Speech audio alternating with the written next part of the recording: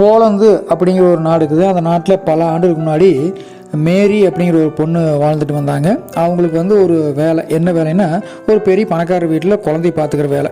அப்படி இருக்கிறப்போ அவங்களுடைய அந்த பணக்காரோடைய பெரிய பையனுக்குமே அந்த பொண்ணுக்குமே காதல் உருவாகிடுச்சு.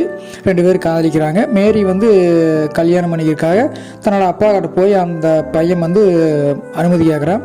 அப்போ அவங்க அப்பாவுக்கு சரியான கோபம் வந்துருச்சு.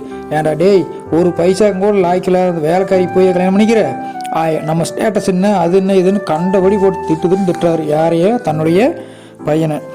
இந்த செய்தி வந்து மேரியோட காதில் விழுகுது. அந்த நிமிஷமே அவங்க ரொம்ப மனசு கஷ்டமாகி போச்சு. ஆனால் அவங்க கூடவே அவங்களுக்கு ஒரு வைராக்கியம் உருவாகுது.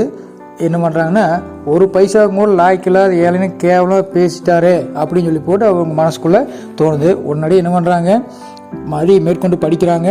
அவங்க தலைநகர் பாரிஸுக்கு போகிறாங்க. எங்கே? ஃப்ரான்ஸோடைய தலைநகர் பாரிஸுக்கு போகிறாங்க. விஞ்ஞான ஆராய்ச்சியில் ஈடுபட்டு ராப்பாகலாம் என்ன பண்ணுறாங்க, உழைக்கிறக்க ஆரம்பிக்கிறாங்க. அப்படி ஒரு உழைப்பு, அருமையாக கண்டுபிடிப்பு ஒன்று உருவாக்கணும்னு சொல்லி போட்டு செயல்பட்டுக்கிறாங்க. மாபெரும் உழைப்பு. சோறு தண்ணி தூக்கம் கூட இல்லாமல் உழைச்சதுனால சில நாட்கள்லாம் மயக்கம் கூட போட்டு விழுந்திருக்காங்க. யார்? அந்த பொண்ணு.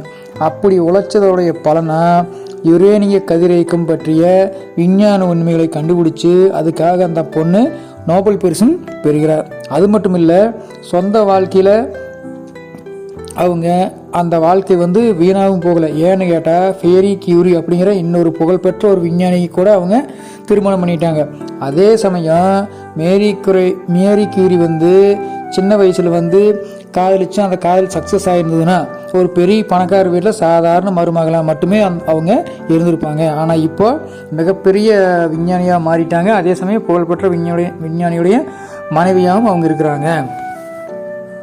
இந்த சம்பவம் மூலிமா நம்ம தெரிஞ்சுக்க வேண்டிய விஷயம் என்னென்னா, நம்மகிட்ட உழைப்பும் உண்மையும் இருக்கணும். அதே சமயம் அப்படி இருக்கிறப்போ நம்ம வாழ்க்கையில் மிகப்பெரிய வெற்றி அடைவோம் என்பது உறுதி. மேலும் நமக்கு நடப்பதெல்லாம் நன்மைக்கே அப்படிங்கிற மன உறுதியும் நமக்கு எண்ணமும் நமக்கு இருந்ததுனாலுமே நம்ம வாழ்க்கையில் எல்லாமே நமக்கு நல்லாவே நடக்கும் அப்படிங்கிறத நல்லா தெரிஞ்சுக்கணும். கதை கேட்ட உள்ளங்களுக்கு மிக்க நன்றி.